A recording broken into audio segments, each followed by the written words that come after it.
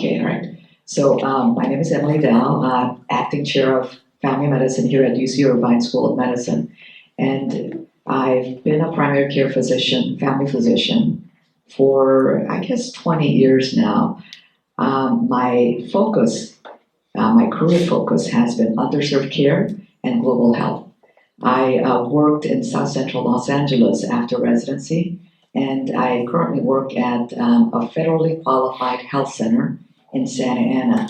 I don't know whether you know what a federally qualified health center, one nodding of head, okay, but it is a community health center designed to serve the underserved. And Santa Ana is actually the third world of Orange County. People hear about Orange County and people think Newport Beach. It's not all Newport Beach. So we have a large Latino population. We have Vietnamese, also Korean, Pacific Islanders.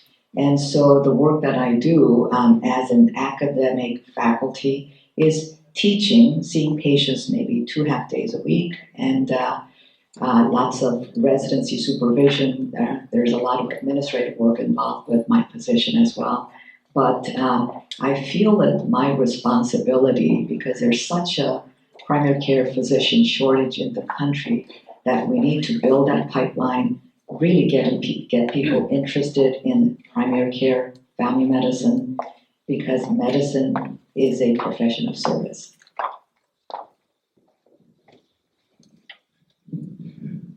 Hi, my name is Jay Lee, and I'm a family physician.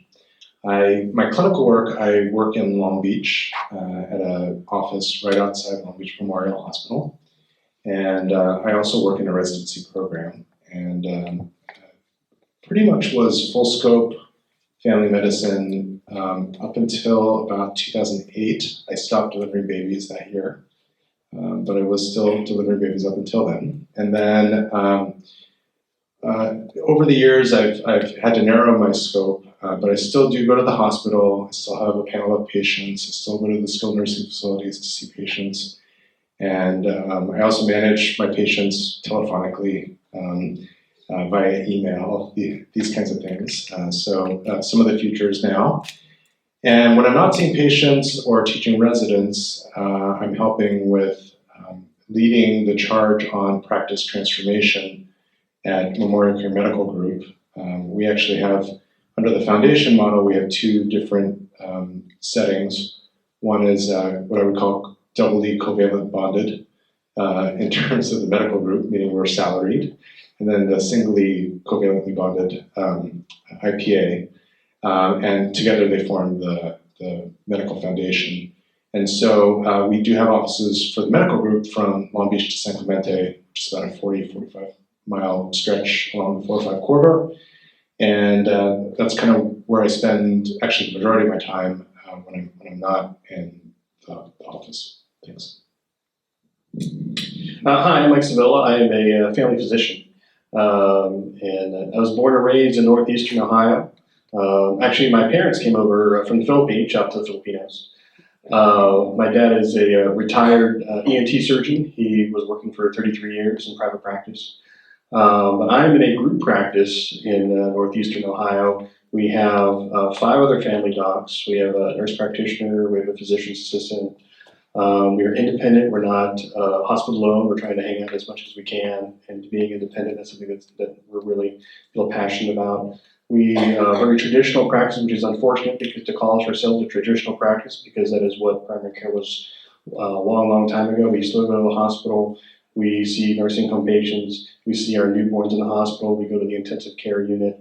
And I also see medical students and residents in my office. And in addition to that, I'm very passionate about digital communication, social media. That's in the next hour. So it's great to be here today, and hopefully we can answer some of your questions.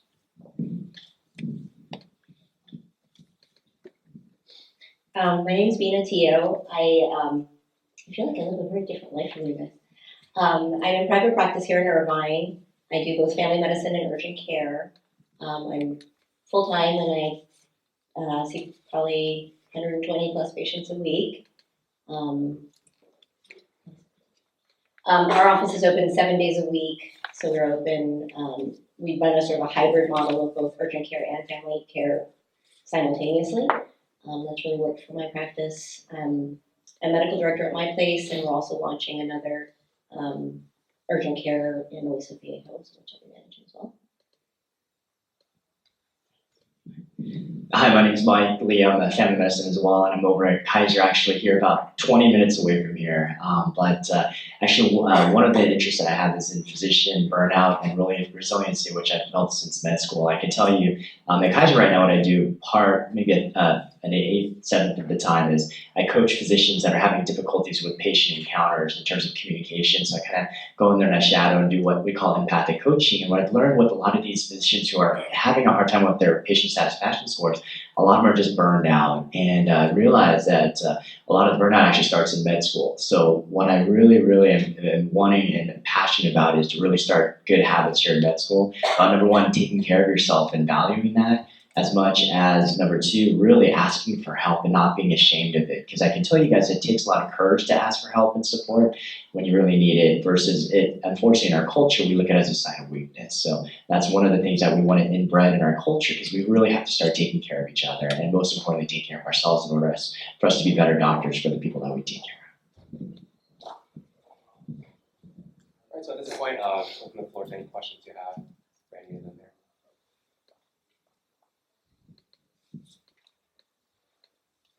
So my question is for Dr. Dow. So you said you work with an FQHC system, and from what I understand, FQHCs operate on a sliding scale, but there's still fees for specialty care, even for patients who do not have the money to afford them. I'm wondering if there's any way that you think of that we can address this problem for connecting patients who don't have the money to get the care they need, whether at an FQHC or at an academic institution. Yeah, excellent question. That is one of the biggest issues that we face, because 18% of the patients that we see at the Family Health Center Santa Ana are in fact uninsured. So the ones who are insured have Medicare or Medi-Cal. It's called CalOptima in Orange County. They're lucky, but the ones who are uninsured, we have to look for community resources, and we've gotten pretty good at looking under every stone, every rock, and there's actually a service called Less Than That Free Clinic.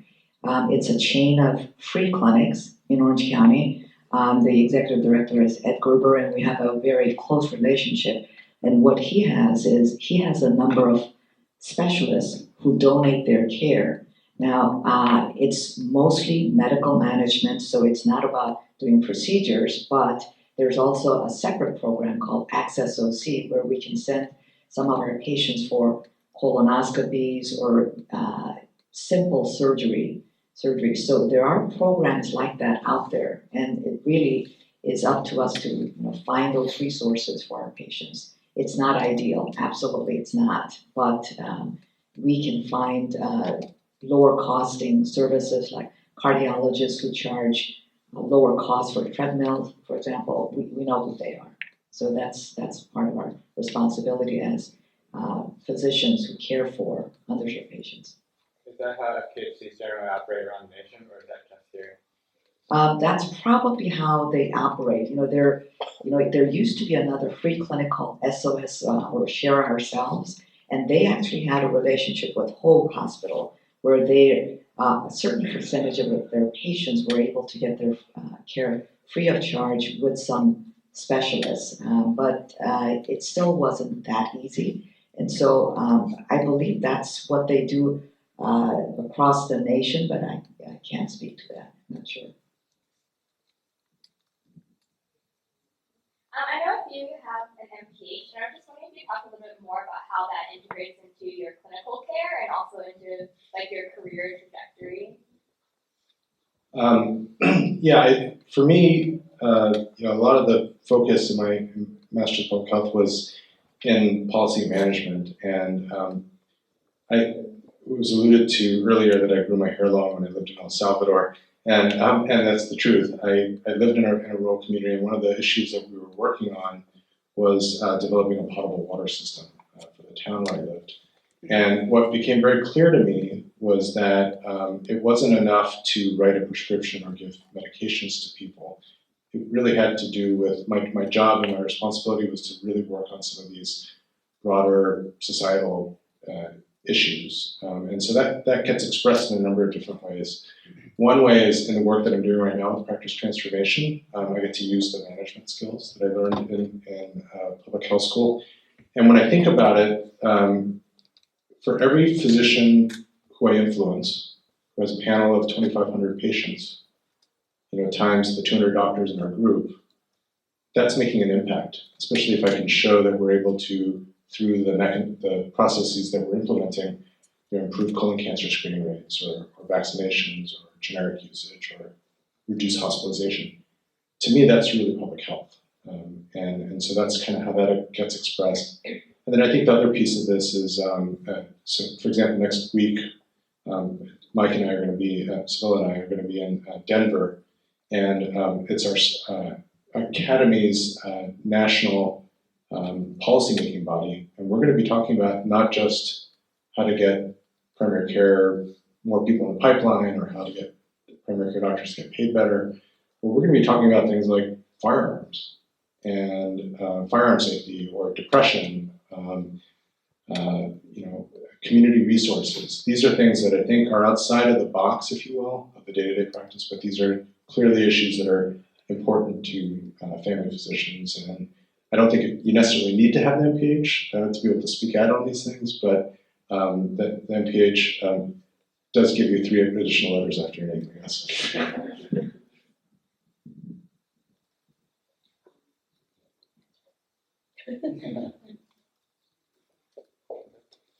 So all of you have done amazing things, and I feel like as a medical student, I still want to we're taught to learn all the medicine, get these grades, and at the same time I want to do all this community work and learning how to integrate, my passion with my medical education. But we were talking about burnout is really high in medical students because we're trying to do all this stuff. One of the things I was taught was that maybe I should focus more on being a good clinician my first couple of years and then go into community work and everything. What do you guys see as trying to balance the two? Right. And I think that's the struggle is, a lot of us tend to, we're kind of raised and trained in a culture where you're supposed to be everything to everybody. And it's really hard because I think a lot of struggle with perfectionism. Perfectionism is this drive to try to be perfect at everything. I want to be the perfect student, perfect, politician, perfect administrator, whatever it might be. And realizing that we have to set boundaries and really know what we can handle, what we can't handle, what's important to us and what's not. I think Dr. J. Lee did a great, focus on what are your values, what's important to you. Because what I want to, when you guys all ask yourselves is what's important to you. I don't care about what other people are telling you what you need to value. What do you value for you? And focus on that. And when you can do that, it's going to be easier for you to set your boundaries. Because there's this great social researcher, Brene Brown. If you ever get a chance to listen to her TED Talk, she's amazing. But one of the quotes she gives is that daring to set boundaries is really about self-compassion and being at the risk of disappointing others. Because I think we're all scared of disappointing other people if we don't do everything for everybody. But you really got to learn how to set your boundaries and know that you're going to disappoint people. But more about what can you handle, what you can. And that's where you have to take a self-measure of yourself. And knowing if you're spreading yourself too thin, you got to scale back a little bit and really know that you're not going to be able to do everything all the time, but just knowing where your limitations are and being compassionate towards yourself is really important. I hope that makes sense. In fact, Dr. Lee talked about the triple aim, but there's actually a quadruple aim. Did you talk? I don't know whether you talked about that. You did. Okay. So the 4th aim, does anybody remember what the 4th aim is? Joy in practice. Joy in practice. That's, taking care of yourself so that you are able to take care of others because you do have to care for yourself. And the burnout issue is huge in medicine right now, and I worry about students, but also residents, also our faculty, because to be honest with you, I think technology has contributed to burnout because you can do your work anywhere. Before, when we had paper charts, we would write our charts, finish our notes, and go home and have a home life. Now, we can just go home and be on the computer, writing, finishing our electronic medical record notes. So the work has infiltrated your entire life. so that on weekends we could be working on our notes and answering email and so on. So you really have to set boundaries. And I'm probably the first to admit that I probably don't have that balance, and I worry about it because I'm not able to put that boundary there. But it's something that you need to work toward and be conscious of, because in the end you do have to take care of yourself in order for you to be able to take care of others. A lot of times I'll actually include a slide as an homage to a mentor of mine, G. Gail Stevens, who passed away last year. And one of the things that he talked about was knowing the difference between your job and your work. And there's a big difference between the job and the work, right? The work is, so I had a student that was rotating with our office, and they went in to go see the patient and reported to me, oh no, everything's great. Patient's been doing really well. And was really proud, and we went through the assessment plan. I walked in the room, he and I made eye contact, the patient and I was like, Louis, what's wrong? Like I knew right away there was something up, and he just started to cry and tell me everything that was going on, and the student was mortified. She's like, oh my God, I'm so sorry, doctor. And I was like, no, it's okay. He and I know each other. We have history. That's what you want to build with patients, right? To me, that's the work. The job is me charting about it, that evening after putting my kids to bed, which is a reality. And you're right, there is that boundary. We actually have a metric now in the medical group to look at that. We call it WAC, work after clinic. We want to whack the whack, right? And so we have a way to measure it in our EMR. Where are you spending most of your time? Are you charting in the room? Are you not charting in the room? Are you charting after hours, before hours? Because it could also be work antes clinic, right? Work before clinic. So it's still whack. So, that's going to be a defining issue, I think, for our generation as we're going forward, particularly now that we've overlaid that with technology. Can I say something to that question, even though I'm not on the panel? That terrible. Yeah, please. I'm an attending up in Seattle, and I think one of the things that I also struggled with, I took my friend once and I said, I was like, I'm really burned out, I need to pull back on all the stuff that I said, and I was talking with him, and he goes, I think part of it is that you're burned out. But what it really sounds like is not so much that you're burned out and you're too busy, it's that you need some inspiration. And so really remembering that, yeah, saying no is the best thing ever, and it'll make you giggle for hours the first time you do it. But also, really, I think what he was saying is really focusing on what inspires you, not what other people tell you inspires you or what you think should inspire you. Because at the end of the day, all of my medical study is driven much more passionately when I'm inspired for a reason for it, and not just because I want to be a good doctor, but because patient X is patient Y, or, and so really being honest with yourself about being the best doctor in the world by grades doesn't really inspire me. I'd like that to be the case, right? We all want to have great board scores, but that doesn't actually inspire me in the end. So sitting down and we are not taught to be in check with our emotions and really having time to think oh, actually, I didn't really like that. That wasn't very pleasant. That sort of thing.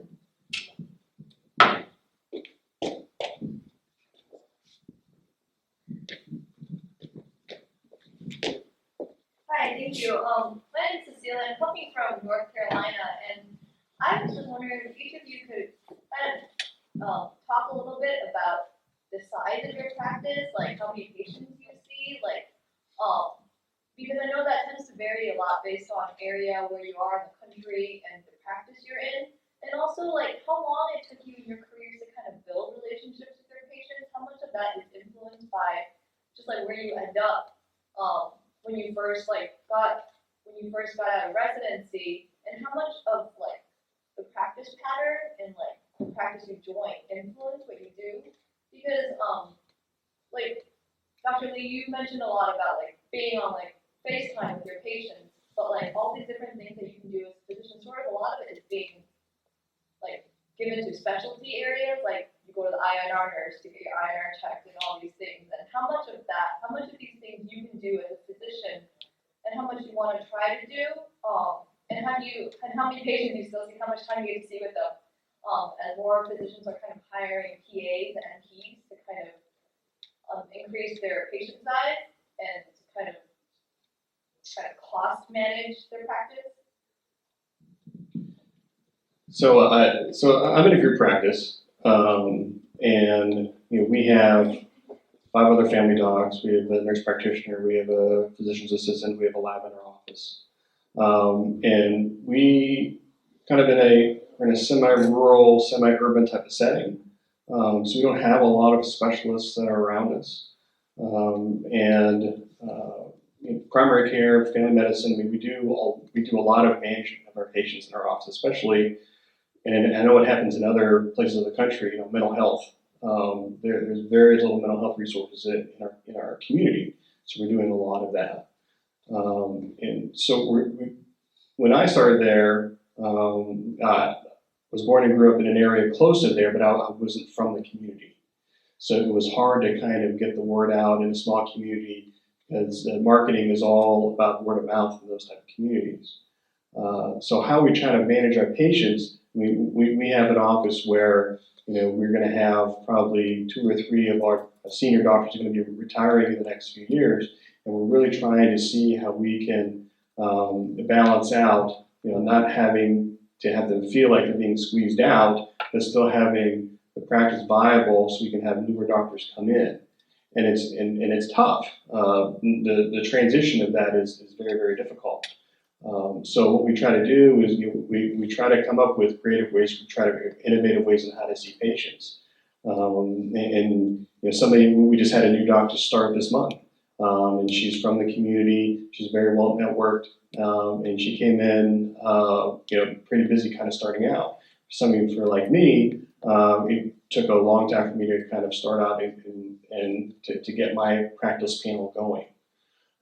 Those are kind of some of the challenges. I hope this starts to answer some of your questions, but those are some of the challenges when it comes to a group practice where we are independent. We're not owned by the hospital. Not that there's anything wrong with being employed, but wanted to show you that there are still those practice options that are out there for a small community. We still go to the hospital. We still go to the nursing home. We're still are pretty involved with our community. And that's something that is our strong point in our practice. Did that answer some of your questions? Or? Yeah, and also how many patients you see, how you started building, how long took you to build those relationships, I guess?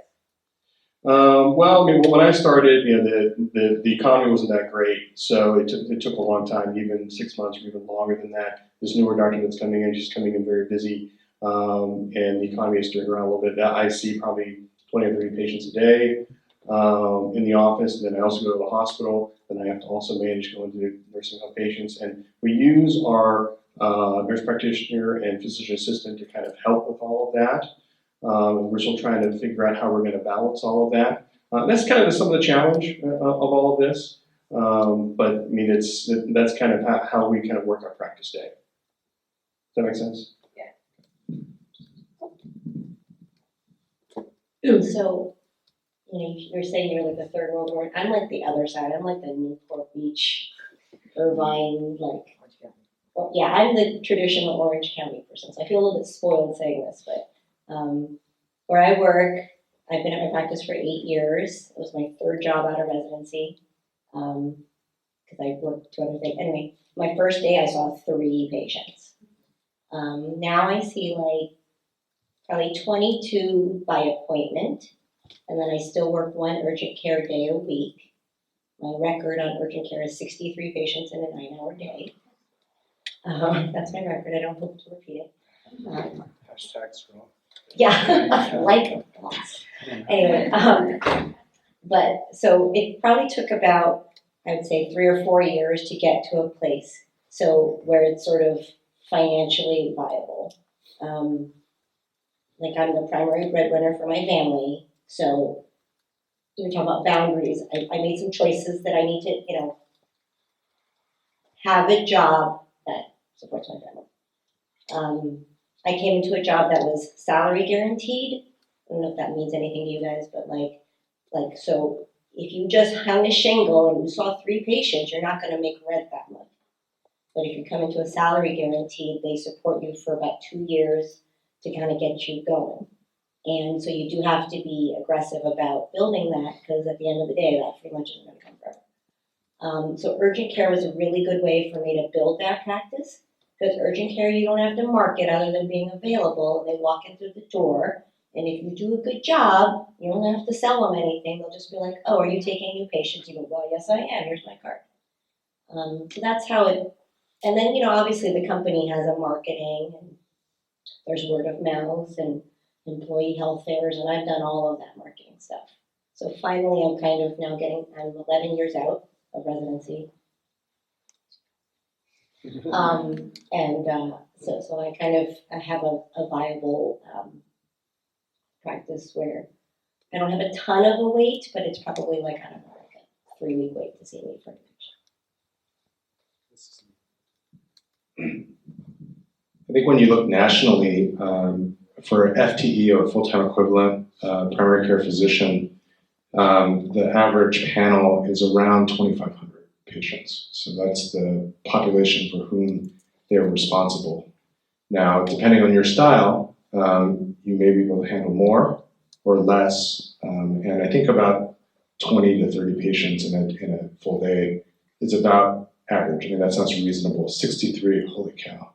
But I think 20 to 30 a day really it seems very reasonable. And I think around how long does it take you to sort of feel comfortable with the patient? A lot of it depends on you, and this is outside of the marketing and the building your practice piece, but a lot of it kind of depends on your personality and how tight you are with your patients. I know it doesn't look like it, but I speak Spanish fluently. And so the other day I had a forfer. I had 3 generations, 4 different people in the family to see me all at once, and I delivered the youngest one. So I'm real tight with those folks, and they're always in my business. They're asking me when I'm going to have the next baby, and I tell them, no, we're done. And then they say, but you got to put the spark in your wife's eye. Okay, let's talk about your AFib. And then there's other patients who found me on Twitter. They're like, I like the stuff that you tweeted. Could you hang out with me? And then there are other patients who come to see me, think they don't like me, and I don't take it personally. We just didn't match up, and they bail. And I don't take that personally. They have choice, and so you'll find that you have a personality and a style, and it's going to meet the needs for certain types of patients. And I would roll with that. I think that's cool. You don't need to force yourself to be anything other than who you are.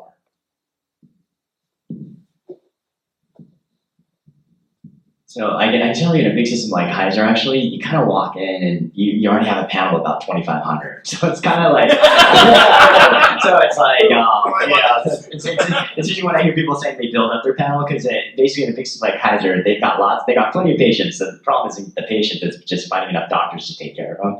So when I started my first month, I had they had me up to 3,000, and then I had to whittle it down over time. But I had to tell people, don't come back. No, I'm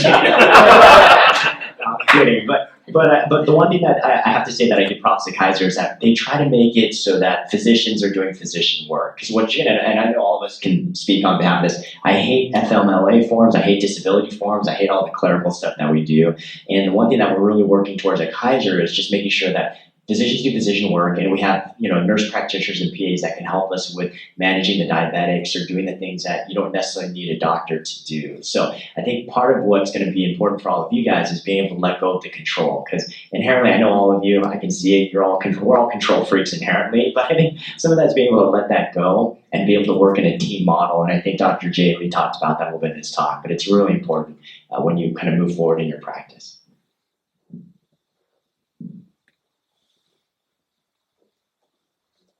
I was wondering how important you think it is to know other languages in your practice. I translate at a clinic, and I find that a lot of things get lost in translation often. So I was wondering how do you deal with that? I think it's super important. I am embarrassed to say that my Chinese is restaurant, I can order food. And I feel bad constantly because people are like, oh, I thought you would speak better Chinese. I guess beyond Chinese also, because our clinic sees a lot of Bhutanese patients and Indonesian patients and Hispanic patients, and like it's not possible to learn all the languages, but like how do you like overcome the barrier of communication? Really Google depends. Translate. That works. You can have language phones in your practice as well. I think it really depends on the kind of practice that you want to have. So if you are going to be working in underserved communities like I do, I speak Spanish also. I was actually a linguistics major, so that was fortunate. But so it, even our residents who come in not knowing Spanish, by the time they finish, they actually are able to converse in Spanish. I mean, it's not ideal. They're not fluent, but they learn it. So if you're motivated, if you have a certain segment of population that you keep seeing, then you will motivate yourself to learn that language. I speak Spanish and Korean myself. Yeah, I think the having additional languages certainly can be helpful. I think for in a couple of regards. One is, when I walk into a room and I see a Spanish surname, I'll usually say, "Mejor en inglés o español," and they'll look at me and say, "Español," or Coreano o japonés, Korean or Japanese, right? And it's kind of a big joke, and we sort of relax, and they realize that I speak Spanish. And then it allows me to connect with that patient. Kind of getting back to your question, there's that connection that you have. It is harder to make that connection when you don't have language congruency. And I think the ideal would be language plus cultural congruency, but the language can certainly help. And the best thing that I did in junior and high school was to study Spanish. I never knew at the time that it was going to be such a big part of my career. And so I do have, I think I alluded to the forefront, I have multiple generations of families that follow with me, some of whom, have had end-of-life issues, some of whom have had some devastating clinical, medical issues happen to them, and then others who just are living life and have some chronic problems that I deal with here and there. But again, it's about that relationship. And you can still have a relationship without that language congruency, but I think it does lower that barrier to create connectedness. What is one issue relating to Asian American healthcare or about like stereotypes regarding Asian Americans that you want the next generation to be aware of?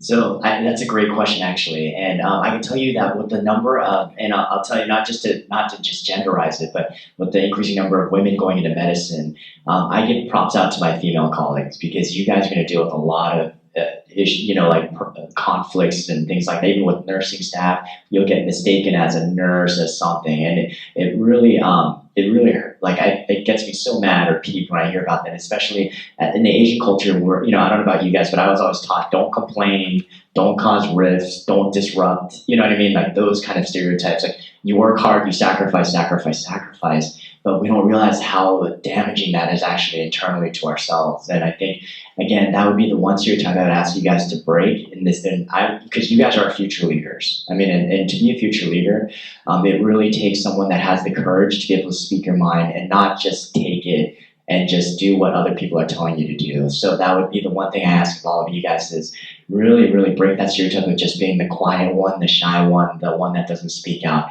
but to be a disruptor, to actually speak your voice and have the courage to do that. And it's really hard. I mean, I can tell you it's a struggle for me.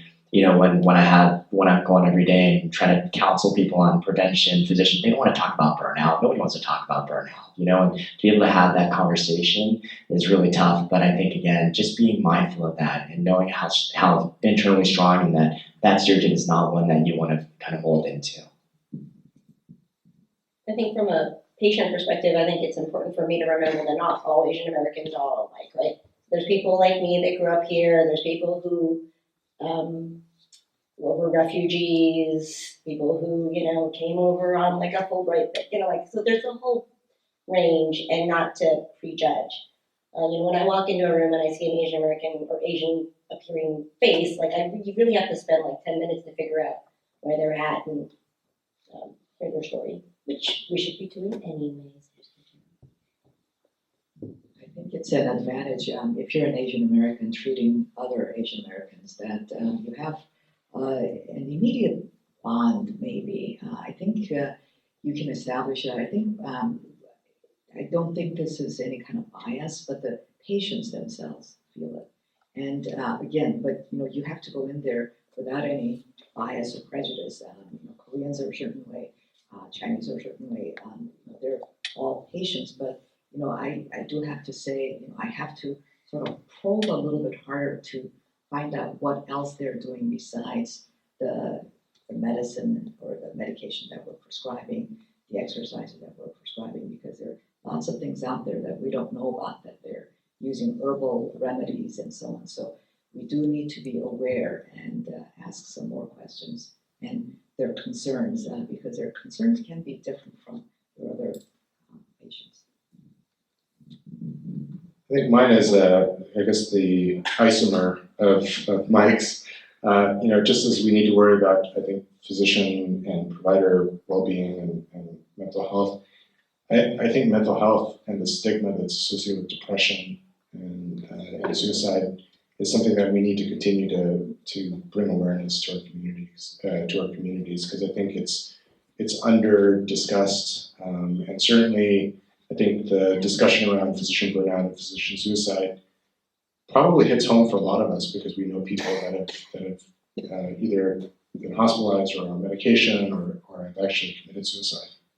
And we lose the equivalent of a medical school class every year to suicide.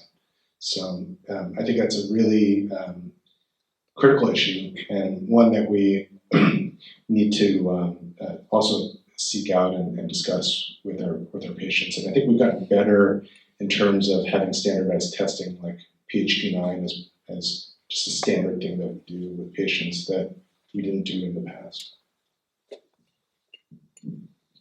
That's something I wish I had more exposure to in medical school, was things like talking with people from other cultures, other Asian cultures, and that's a great opportunity for all of you to expose yourself to that, because that's really going to help you deliver better healthcare, whether it's learning a different language or learning a different culture or a different relationship style than what you were exposed to growing up. All this diversity now that we see all around in the news. I mean, it's something that is very important for all of you to kind of learn, to interact with, and that's going to make you better physicians. So, in case you're worried, all the events are being shifted by about 15 minutes, and we have about 5 minutes left here. I think Dr. Jenny has to leave for a flight soon. Shortly, I got a message from Southwest that it got delayed. So I'm good for now. Right, so we have about 5 minutes left, so just throw all your questions at him. I was going to say just one more thing.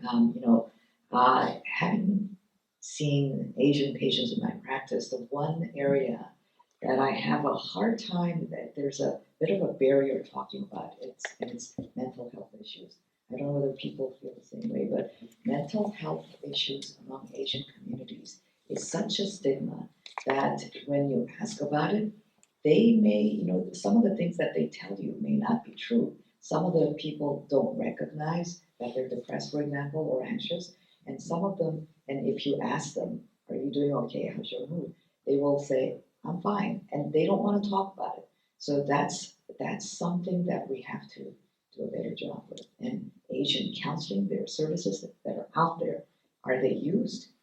I don't know. I don't have the data, but I doubt that there are Asians seeking those services in droves. Talking about stigmas among Asian patients, in some communities there's Asian patients who refuse to take any Western medicine, they rely on Eastern medicine. How do you approach conversations with patients to prescribe them the right medication? Yeah, that's anybody want to take that? So that's me. Yeah, okay. So good question. It's tough, and I have many patients who do Asian style medications, Chinese herbal remedies, and so on. So, have you heard of motivational interviewing?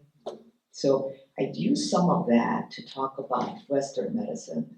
I don't have that much knowledge. I grew up in Korea and I grew up with acupuncture and acupressure and so on, but I have to say I don't know that much about it. So, knowing even the little bit sort of helps, and all the blackened stuff that we had to drink or growing up, so I have knowing some of that and saying, yeah, it might help. So making sure that people, that we respect what they're doing unless they're harming themselves, but also saying, but, there has been a lot of research. Now, I have to say, not that I'm generalizing, but the Asian population do have a respect for research, investigations, academics, and so on. So, especially in my setting, because I'm a professor, they're going to say, oh, so since I am recommending it, maybe there is some validity to my recommendations. So it has to be, you have to play a fine balance. There's a fine balance between telling them, oh, you shouldn't take that, versus, but this might also help you. So it's not easy. I think if they walked in the door to see you, they already have some awareness or willingness to participate in Western medicine. If they were really pure just Asian medicine, they wouldn't have come through your door. So you already have some buy-in there. So, okay, you're taking that mystery thing. I really can't comment. I don't know what that does, but, do you want to let me talk about what I can tell you about and the risks and benefits of this? That's how I usually approach it. And sometimes they find out I'm not the right fit for them, and that's fine. So it's a different generation. We all know this. A lot of it's based on Dr. Google, right? Everyone walks in, I hate Dr. Oz, that drives me nuts. I have patients that come in, they're like, Dr. Oz says I need to take this and I'll have better sex. I'm like, whatever, I want some of that. No, I'm kidding. But I think what it really comes down to really is connection, and you make connections with your patients. It's a very different landscape we're in now. It used to be back in the day, you're a doctor, people just automatically listen to you or, whatever. Now it's not. It's about partnering. So if you can make the right connection with that patient on a personal level, and you can get their trust and their rapport, I can guarantee you it'll be much easier for you to start talking about, introducing different other medications or options with them. And I think going back to what she's saying too as well is really, again, not disrespecting them, not shaming them, making them feel bad for taking Eastern medicine or any of that stuff. It's just about, again, going and working together on that and making that connection. Okay, I wanted to ask a little more about mental health. So there's been a little bit of research emerging in the Asian American community about the prevalence of mental health in college and kind of outside of college. And I was wondering, you mentioned, Dr. Dow, that in the clinic it's hard to initiate these conversations, and many of these questions aren't they aren't really reaching the patients. So maybe, is there some way in the community that student doctors or doctors can kind of bring up these conversations, maybe in schools or other environments, and how would you recommend doing that? That's actually a very good idea. It's about talking about it because it's not talked about, even in families, because sometimes, these elderly patients come in with their daughters and sons, and the children are aware that the parents might be depressed, but invariably the parents deny it.